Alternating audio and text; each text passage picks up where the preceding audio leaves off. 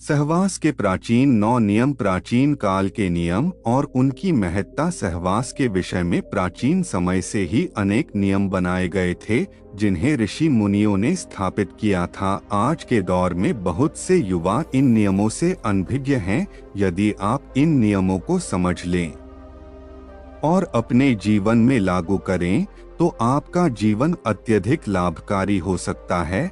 आज हम आपको बताने जा रहे हैं सहवास के वे 9 प्राचीन नियम जो आपके जीवन को बेहतर बना सकते हैं। प्राचीन काल में सहवास को पूजा जाता था, चाहे सतयुग हो या कलयुग। हर युग में सहवास को लेकर अलग अलग विचार रहे हैं।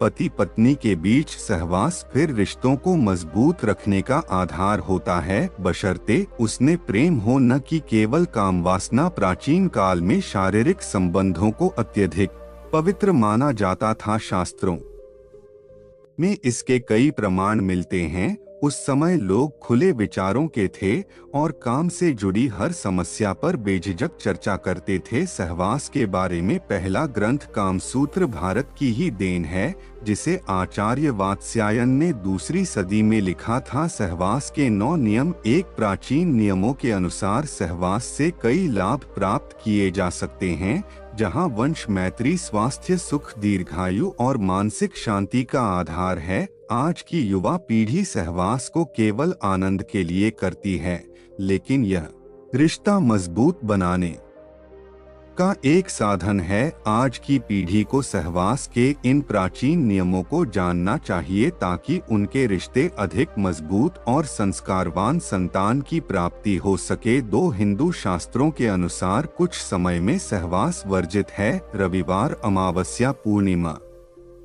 संधिकाल, नवरात्रि और अन्य विशेष समय में सहवास करना वर्जित है। जो लोग इस नियम का पालन करते हैं, उनके घर में सुख, शांति और समृद्धि बनी रहती है। 3 आचार्य वात्स्यायन के अनुसार स्त्रियों को काम शास्त्र का ज्ञान होना चाहिए। यह ज्ञान स्त्री के लिए अधिक आवश्यक है, क्योंकि इससे दाम्पत्य जीवन में स्थिरता बनी रहती है। स्त्रियों को विवाह से पहले और बाद में इस ज्ञान को सीखना चाहिए, ताकि वे अपने पति के साथ मधुर संबंध बनाए रख सकें। 4 शुभ मुहूर्त में सहवास करना चाहिए। सुंदर, दीर्घायु और स्वस्थ संतान की प्राप्ति के लिए शुभ मुहूर्त का ध्यान रखना आवश्यक है। शास्त्रों के अनुसार ग्रहण क्षेत्रों की स्थिति का भी इस पर प्रभाव पड़ता है। 5 रात्रि के प्रथम प्रहर में सहवास करना शुभ माना गया है। इस समय किए गए सहवास से उत्पन्न संतान धार्मिक, अनुशासित और यशस्वी होती है। इसके बाद के समय में राक्षसी गुणों वाली संतान की संभावना बढ़ जाती है। से गर्भकाल के दौरान सहवास से बचना चाहिए। गर्भकाल में सहवास करने से संतान के अपंग या रोगी होने का खतरा होता है। गर्भधारण के बाद सहवास करना अनुचित माना गया है। 7 पवित्र स्थानों पर सहवास नहीं करना चाहिए। वृक्षों के नीचे, सार्वजनिक स्थानों, मंदिरों और अन्य पवित्र स्थानों पर सहवास करना वर्जित है। ऐसा करने से ईश्वर का अनादर होता है और इसके गंभीर परिणाम हो सकते हैं।